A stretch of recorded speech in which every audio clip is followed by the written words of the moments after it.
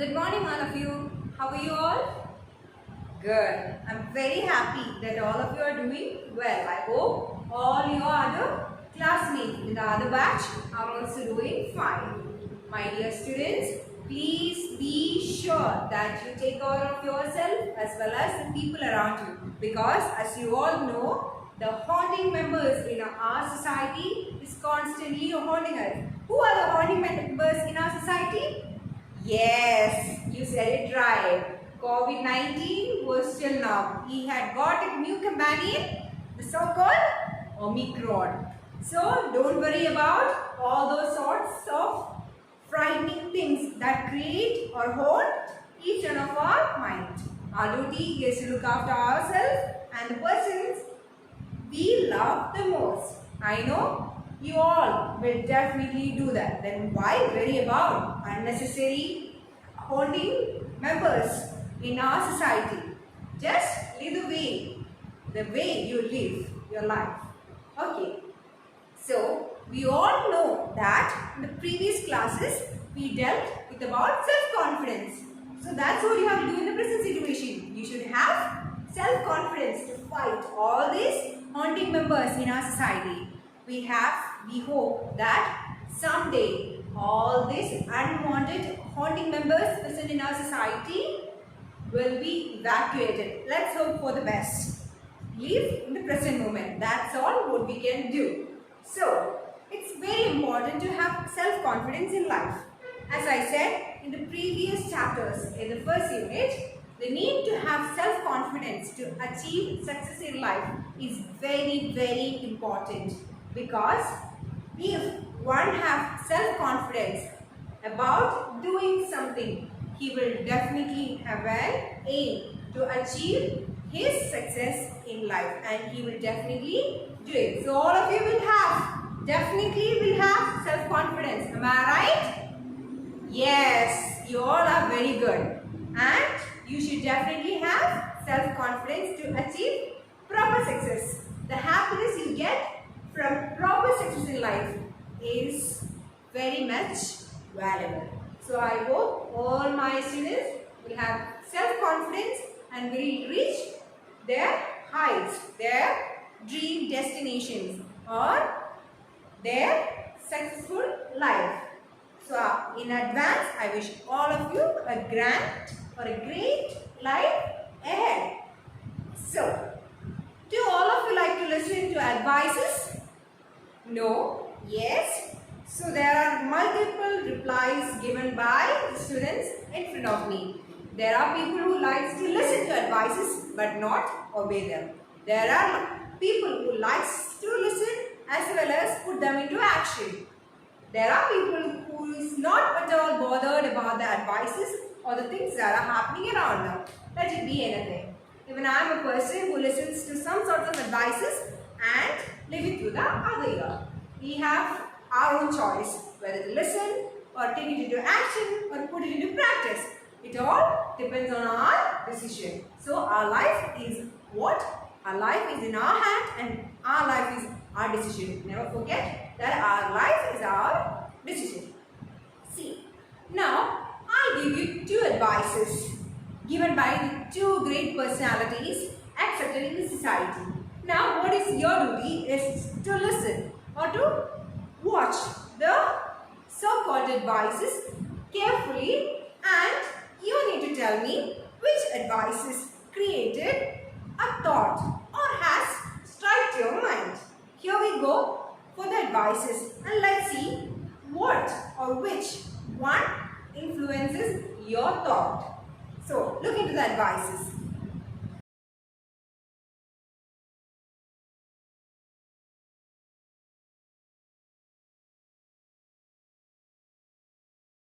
So I hope all of you have come across these two advices.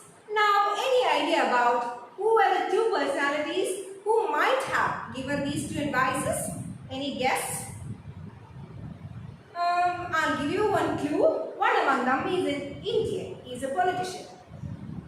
Okay, not sort of, but you are almost near. Okay, yes, one was Jawaharlal Nehru. The other one may be not much familiar to you, but must have heard his name, Rudyard Kipling. So the two advices that I presented before you is advices given by Jawaharlal Nehru to his daughter, and the other advice is Rudyard Kipling to his own son. Both of them gave advices to their son and daughter respectively in order to gain their own success in their own life. So, my dear students, it's very much important that we give ears, but make sure that you take only the positive aspect of the pieces of advices given you by others. Okay, now what do you think about self-confidence and self-control? Is both of them necessary, or one is the only thing that is necessary and the other can be evacuated or can be left untouched? What do you think? What is your opinion? Richard, say me. Yes. According to Richard, he says that both of them complement each other. Yes, to a certain level they complement each other. How about you, Priya? She says that self-confidence should be about self-control. Okay, that is her perspective of view. I go with Richard. I strongly believe that self-confidence and self-control should complement each other. If you have overconfidence by your own self, then definitely you are going to fail in life. And if you don't have control over your emotions, then again you are going to fail in your life. And please don't forget that failing is the stepping stone to success. So don't get frustrated by the failure, by the small failures in your life. You have the courage, and it's you who is the one deciding, who is the power over your life. So let's look into the self-control. Okay, all of you say that self-control is not very much necessary compared to self-confidence. But my dear students, imagine a situation where you're completely frustrated by something and you get frustrated throughout your life. Then will there be happiness? No. That's right. Once if you get frustrated with your life and you continue that frustration throughout your life, then what's the point in life? The most important component in your life should be the self-control. You should have control over emotions. Okay? There might be sweet moments, there might be sour moments. So live in the moment. Let it be sweet, let it be sour. That shouldn't manage or that shouldn't control your success in life. So it's very much essential to have self-control and yes, self-confidence in life.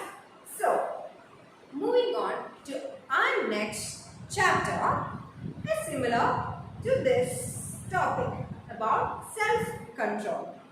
So, we saw the two advices given by two great personalities. We saw one, yes, Jawaharlal Nehru. Second, Rudyard Kipling. Yes, both of them were giving advices to their sons and daughters to make them successful in life. So, here we are going to deal with the advices given by Rudyard Kipling to his dear son about self-confidence. Much more, you can see the advices Rudyard Kipling is given to his son.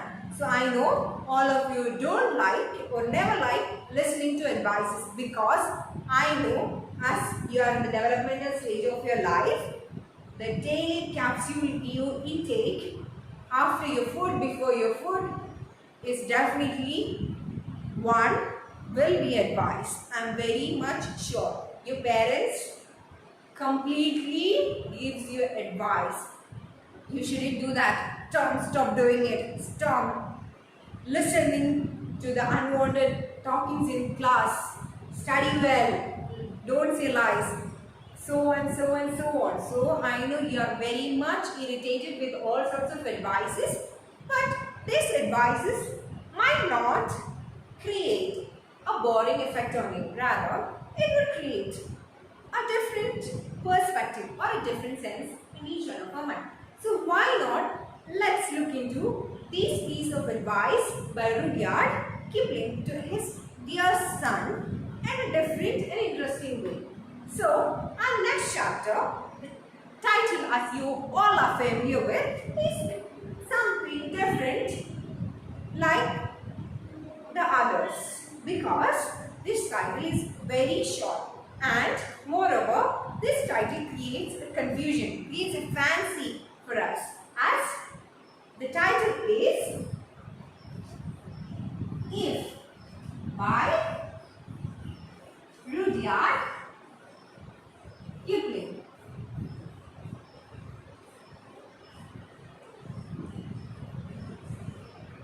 So all of you take your reader and look into the reader carefully as I read them loud, clear. Okay? So listen carefully as I ask you questions. So all of you look into your reader. If by Rudyard Kipling.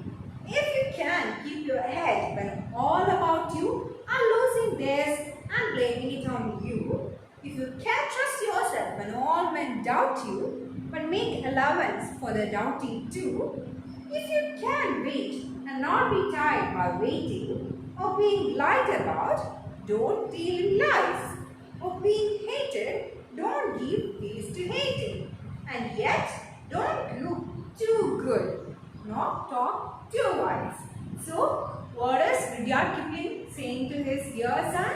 He is saying that when all others blame you, you should have that self-confidence that you are correct. That means you should have self-confidence. You should have self-courage to say that I am right. And you should be brave enough, my dear students, to stand up on your feet and say that if you have done wrong, that I did wrong. You must have that courage to stand up on your feet and say what you are to the entire society.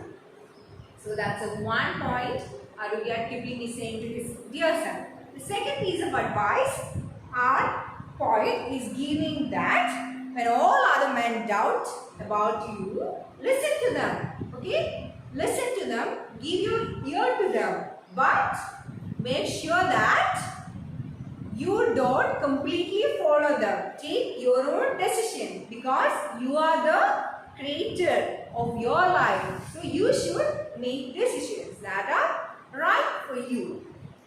Another advice he's giving to his son is about dealing with lies. He says that do not deal with lies. He also mentions, our dear poet also mentions that it is very much important to live honestly. It is said by great personalities that if you are on the verge of death, live and die with truthful heart, truthful mind. So my dear student, the first and foremost thing I might say you is that live honest life. Let it be anything. Let your life be anything. Okay? Don't deal with lies. I know we are human beings and we have tendency, even myself, have a tendency to lie over small things. But try overcoming that because you are the one who decides whether to say lies or whether to say the truth. So it's your decision. So you should live your life. So, my dear students, what Rudyard Kipling is saying, be truthful and believe in yourself. He also says that be lovable, very good. Be lovable to others. Do not hate others or create hatred towards others. Live a happy life that is lovable and that is acceptable by all people around you. So that's about the first paragraph or the first stanza of the poem. So, one among you, Priya, start reading. All of you listen carefully as Priya reads it. If by Rudyard Kipling. If you can keep your head when all about you are losing theirs and blaming it on you, If you can trust yourself when all men doubt you, but make allowance for their doubting too. If you can wait and not be tired by waiting, or being lied about, don't deal in lies, or being hated, don't give way to hating. Yet, don't look too good nor talk too wise.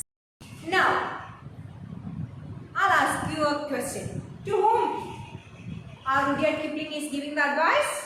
Yes, to the son. Majority of you have listened carefully. I now understood that all of you were listening properly and gave proper attention to the advices, even though advices are not things for us. Okay.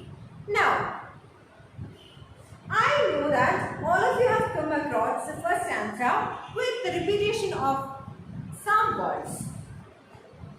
If you can.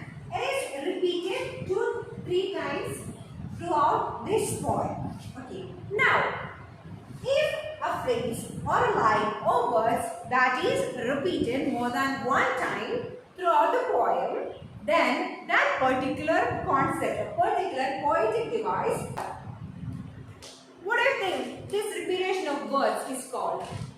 Yes? No? No? Okay, let's have a quick look into poetic devices.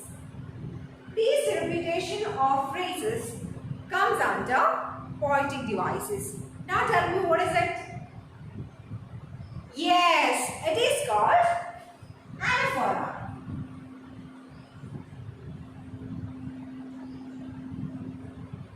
Repetition of certain phrases or lines throughout the poem is called anaphora. So, anaphora is a poetic devices that is, yes, repeated throughout the poem. Very good. Now, someone, yes, Priya, tell me, what is it? Okay, now, Priya, tell me, what have we learned in this class today? Yes, we learned about different advices given by different people. Who were the two people? Yes, Jawaharlal Nehru and Rudyard Kipling. Now, what were the advices? Yes, about honest life, believing in yourself, self-confidence, self-control. Yes, very good. Excellent. And finally, we dealt with anaphora, that is, yes, repetition of certain phrases or words throughout the poem. So, that's all for today. And with this, let's wind up our class. Thank you.